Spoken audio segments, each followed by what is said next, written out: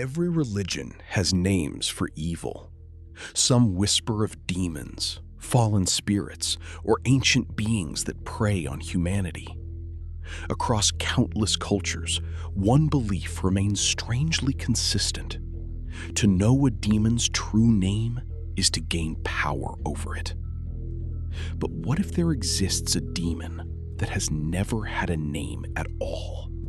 A being so ancient that language itself was created after it came into existence. A creature that cannot be summoned because nothing can call it.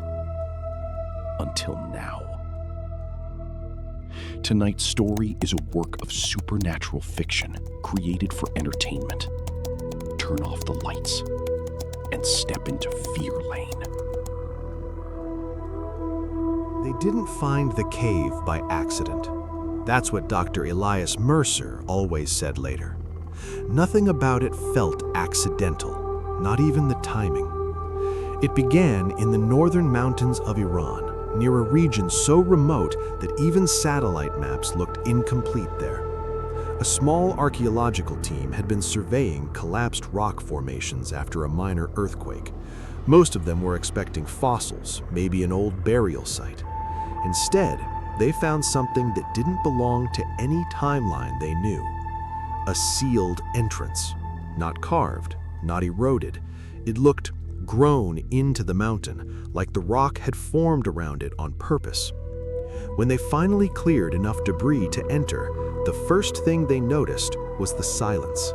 Not normal silence. This was the kind of silence that made sound feel unnecessary. Even their radios crackled strangely inside the cave, like the air itself was interfering. That's when they called Elias. He wasn't a field archaeologist. He was a linguist, one of those rare researchers who specialized in languages that no longer had speakers, no descendants, no trace in modern alphabets. And more importantly, he had a reputation for translating things that shouldn't be translatable. When he arrived 3 days later, he didn't speak much. He just stood at the cave entrance for a long time, staring at the stone. One of the younger researchers asked him what he was looking for. Elias didn't answer right away. Then he said something that nobody forgot. "It's not a ruin," he said quietly. "It's a boundary." They laughed at that at first, but nobody was laughing after they went inside. The cave wasn't natural. That became obvious within minutes. The walls were too smooth, too consistent, as if something had pressed reality itself into shape. There were no stalactites, no uneven rock patterns, just long, endless corridors that didn't seem to follow physics properly. Flashlights behaved strangely too. Light didn't scatter the same way. Sometimes it bent slightly ahead of them, like it was being guided. And then they saw the markings. At first, they thought it was just erosion, but Elias stopped walking immediately. He raised his hand. "No one touched the walls," he said. One of the team members asked why. Elias walked closer to the symbols and whispered something under his breath. "It's not written," he said. "It's thinking." The markings weren't carved like normal language. They shifted depending on how you looked at them. From one angle, they looked like broken geometric shapes. From another, they resembled letters. But from a third angle, they looked like something almost alive, like they were aware of being observed. That night, the team set up a temporary base camp just outside the main chamber. No one wanted to stay inside. Even the skeptics had gone quiet. Elias stayed up longer than the rest. He sat near the entrance of the cave, staring at the first wall of symbols. He didn't take notes. He didn't photograph anything. He just watched. And at some point, one of the junior researchers, Daniel, came to sit beside him. "You think it's a language?" Daniel asked. Elias didn't look at him. "Yes." "What kind of language?" That's when Elias finally turned, and what he said next made Daniel uncomfortable for the rest of his life. a language that was never meant for us. By the third day, they began documentation. Photographs failed in strange ways. Some images came out completely blank. Some showed symbols that weren't visible in person, and some showed things behind the team that no one remembered seeing. That's when Elias started getting worse. He stopped sleeping. He stopped eating properly. He would stand in front of the cave entrance for hours, repeating fragments of sound under his breath. Not words, not exactly. More like he was trying to imitate something he had heard once and couldn't forget. Daniel confronted him again that night. "You need to stop," Daniel said. "This isn't normal research anymore." Elias didn't respond at first. Then he said something that sounded almost afraid. "It's responding." "To what?" Daniel asked. Elias slowly turned his head toward him. "To us noticing it." That's when Daniel first felt it. That strange sensation, like the cave wasn't being explored, like it was paying attention back. The breakthrough came on the fifth night.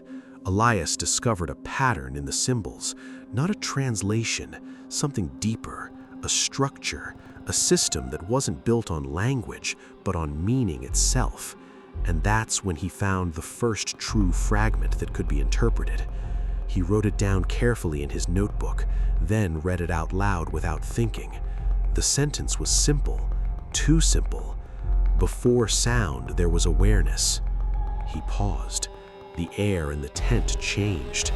The second line appeared moments later in his notes. He hadn't written it, but it was there. Before awareness, there was presence. And beneath it, a third line, fresh ink, still wet.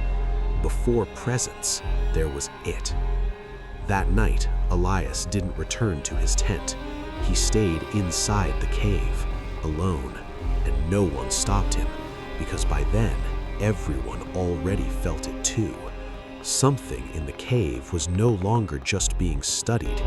It was beginning to notice that it was understood. Elias didn't come back from the cave that night, and strangely, nobody went looking for him right away. At first, it felt like normal field behavior. Researchers often lost track of time during discoveries like this. But deep down, something felt wrong, like the mountain had quietly swallowed him without making a sound. Daniel was the first to say it out loud. His voice shook as he stood near the cave entrance. "Elias?" he called out. Only silence answered him, but it wasn't empty silence anymore.